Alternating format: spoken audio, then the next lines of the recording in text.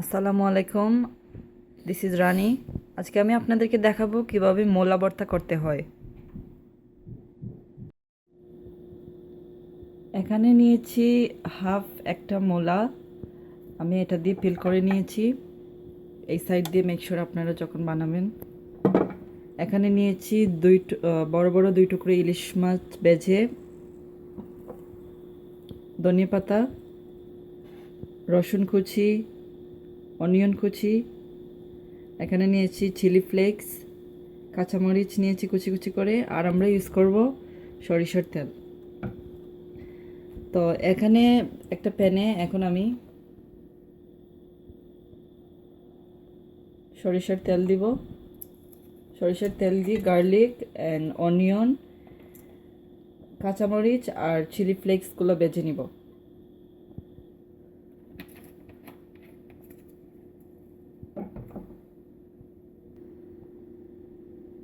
ওকে, এখন এটার মধ্যে গার্লিক দিয়ে দিব, চিলি ফ্লেক্স অ্যান্ড কাঁচামরিচ।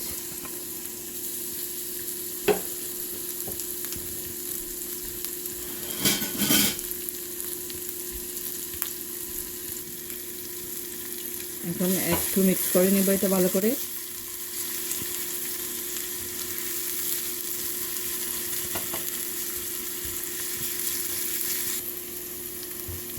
এখানে আমি কাঁচামরিচ আর চিলি ফ্লেক্স ইউজ করতেছি, আপনারা চাইলে শুকনো মরিচ বেজে ইউজ করতে পারেন।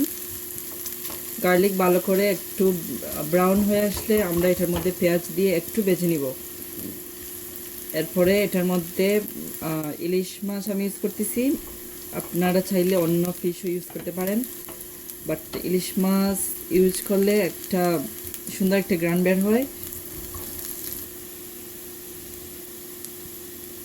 এখন একটু ব্রাউন হয়ে এসেছে, এখন আমরা এটার মধ্যে যে একটা পেঁয়াজ কেটে রেখেছি কুচি কুচি করে, পেঁয়াজটা দিয়ে দিব। দিয়ে 2 মিনিটের মতো নাড়বো। 2 মিনিটের মতো এটা ভালো করে মিক্স করে মাছ দিয়ে একটু মিক্স করে তারপর নামিয়ে ঠান্ডা করে ভর্তাটা মিক্স করে ফেলবো। ওকে, এটার মধ্যে লবণ দিয়ে দিচ্ছি 1 চামচ। এখন 1 স্পুন লবণ দিয়ে ভালো করে মিক্স করে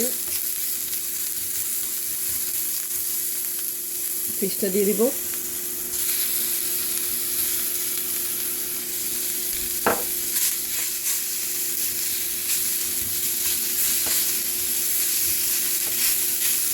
আপনারা এই মোলা ভর্তার সাথে যদি ফিশ ইউজ না করতে চান তাহলে পারবেন, আর যদি ফিশ দেন তাহলে অনেক সুন্দর একটা গ্রান বের হয়।